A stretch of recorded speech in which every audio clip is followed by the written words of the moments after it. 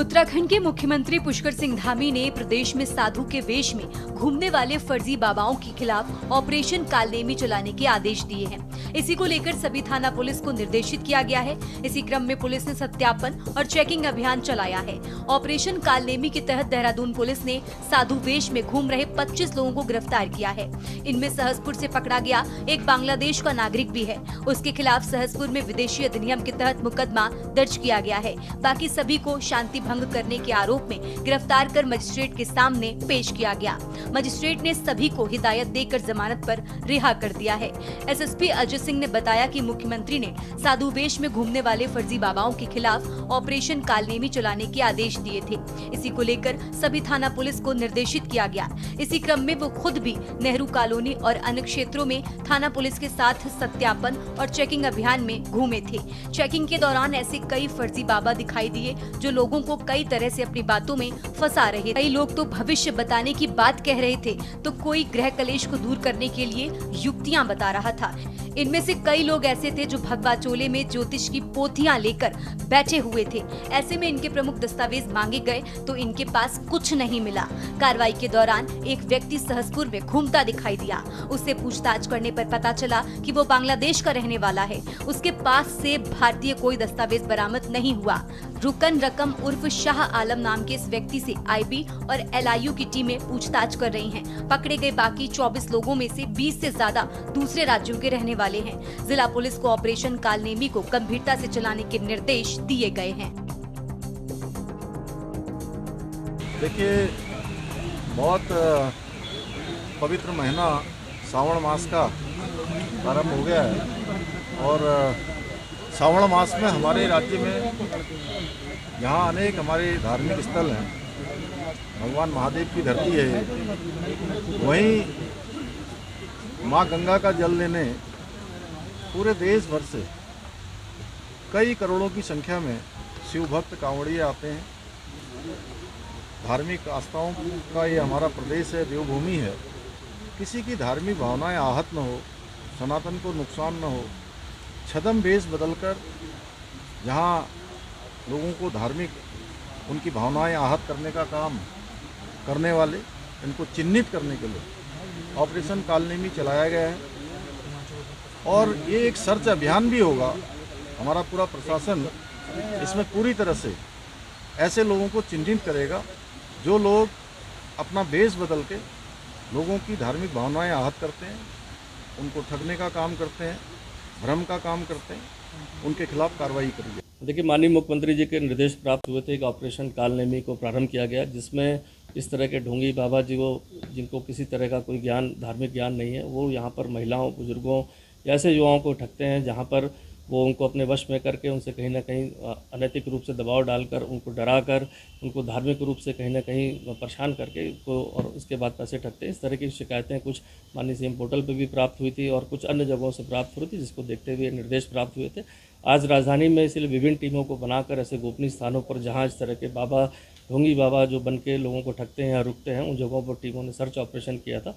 और इसमें सबसे बड़ी ब्रेक थ्रू अभी जो मिली है पुलिस को, इसमें थाना सहसपुर क्षेत्र से मिली है, जहाँ पर एक बांग्लादेशी जो छद्म वेश में जो यहाँ पर बाबा बन के रह रहा था, जिसका नाम पूरी अभी एजेंसी से इंट्रोगेशन, जॉइंट इंट्रोगेशन में पता चला कि रकम इसका नाम है, जो टंगाइल जिला जो ढाका के पास है, वहाँ से ये चोरी छिपे 6-7 महीने पहले विभिन्न स्थानों से होते देहरादून पहुँचा था और कुछ समय से यहाँ पर सक्रिय होकर छद्म वेश में लोगों को ठगने का प्रयास कर रहा था।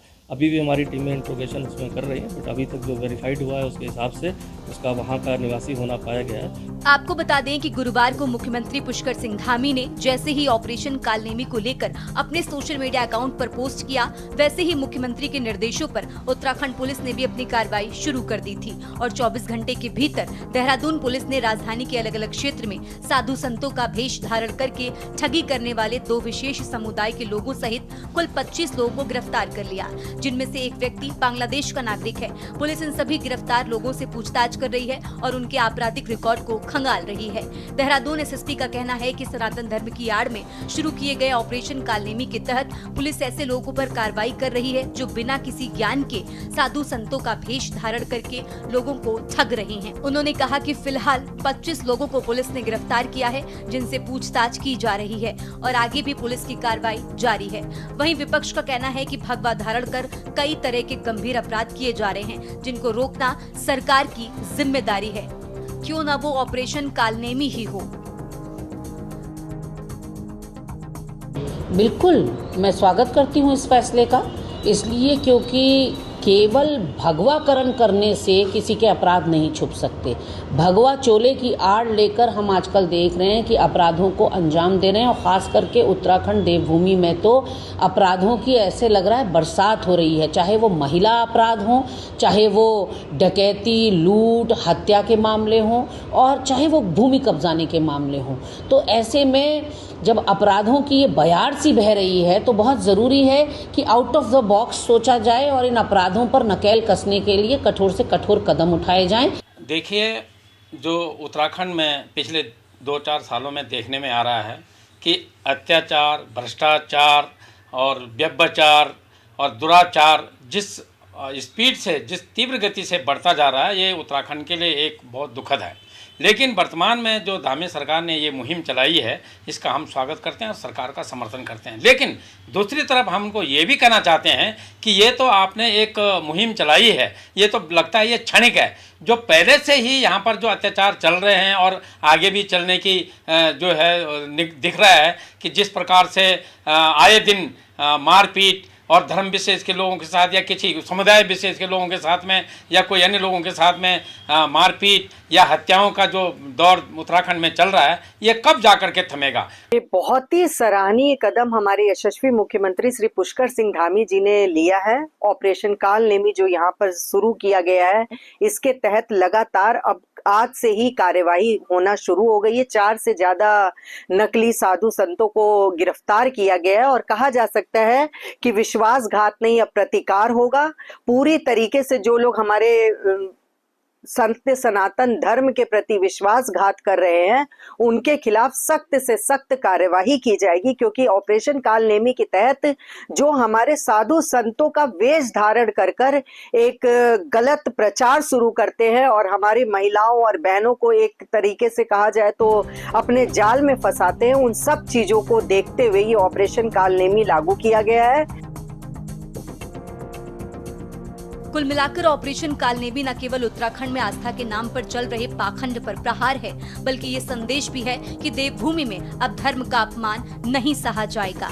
इस फैसले ने एक बार फिर मुख्यमंत्री पुष्कर सिंह धामी को उस धार्मिक नेतृत्वकर्ता के रूप में स्थापित किया है, जो आस्था की रक्षा के लिए न सिर्फ सजग हैं, बल्कि निर्णायक भी हैं।